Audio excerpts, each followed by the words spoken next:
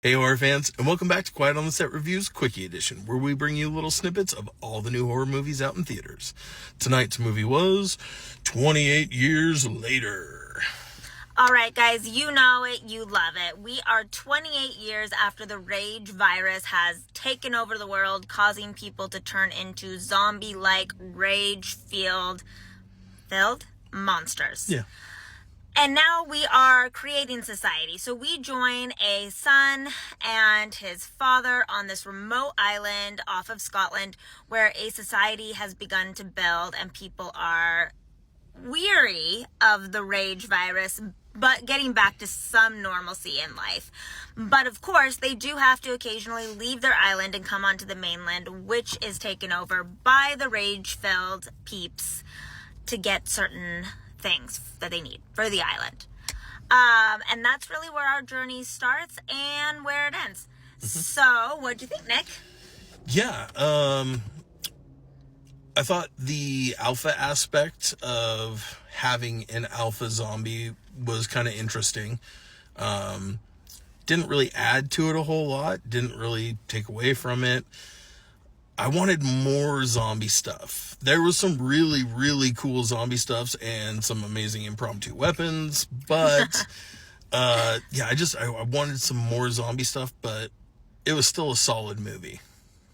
Yeah, I thought that this really mimed what we got in the first 28 Days Later, where you get a lot of like the artsy, beautiful shots, and you get a lot of like what it would be like drama to be a human in this world if this virus took over. Versus, like, if you're going and thinking you're gonna get like a Dawn of the Dead, you're not. This is really more like The Last of Us or like the first season of Walking Dead, where it really focuses on like the drama of what it would be like to survive and live within this realm where the world is taken over and society has crumbled.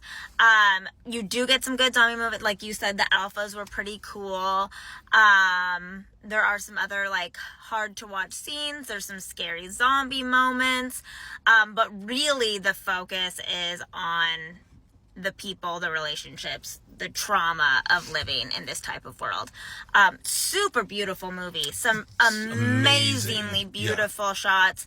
Really reminded me of the first one in that way. The 28 Days. But in a different way, because this is more like nature shots instead of like city land shots. cities. Yeah, we're definitely in a different environment. But you get a lot of those like panned back person walking across scenery type of shots. It was fun. It was definitely artsier and more like trauma with a good few dashes of zombie in it. Yeah. And there were definitely a few things that I felt kind of made the storyline a little weak. Like there's this kid, he's 12, he's gone out from the mainland once, and then he's like, oh, I'm gonna go again pretty much by myself. Yeah. We won't get into too much, but you know, that whole part was kind of like pretty weak for me. And I would say this, like, in watching the previews, the storyline did not go where I thought it was going to go. No, not at all. Which is great because they didn't give it away, and we're not going to give it away either. But it definitely focused on, like, different characters than on what I thought we were going to focus on. Yeah, exactly. Because they didn't really give any of that away in the thing. And so, like, when I realized that that's where we were going, I was like, oh, that's interesting. Slashes. I think I'm gonna go 3.5, 3.75 out of 5. Love it. I'm gonna give this a 4 out of 5. As far as like artsy films go, this is right up my alley. Like, still accessible, still has scary moments, but is beautiful. And I loved the acting. I love the writing. I do agree that like some of it, like the underlying plot of why we are where we are and what we're doing isn't really believable. Yeah. But other than that, I did really like it. Yeah. Should they see it in theaters? Yes, I do think you should see it in theaters. It was definitely a fun experience with like all the, the good sounds, and seeing the great landscape shots on a big screen is, it's going to be impactful. I 100% agree. I feel like if I watch this movie not on the big screen, I'm probably taking it down to like a 3.5. Because I feel like a big part of enjoying this movie is on the big screen with the noise and the gigantic screen of these panoramic, beautiful views and the music. That's really a big part of it. Yeah. So if you can go see it on the big screen, definitely do. If not, I think they could probably wait till it's streaming free somewhere. Yeah, if you have to. If you have to, yeah.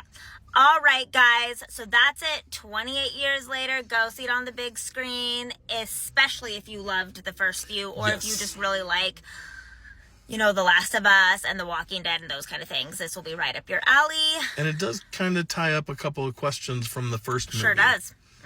Sure does. And I believe we'll be getting another one. Probably. I think we should. Yeah.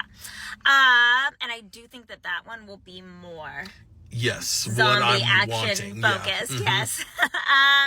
All right, guys. Until next time, don't forget to like, share, subscribe, comment, follow, all things. We absolutely love hearing from you guys. You guys are our horror family, and we love you. And until next time, Keep it spooky.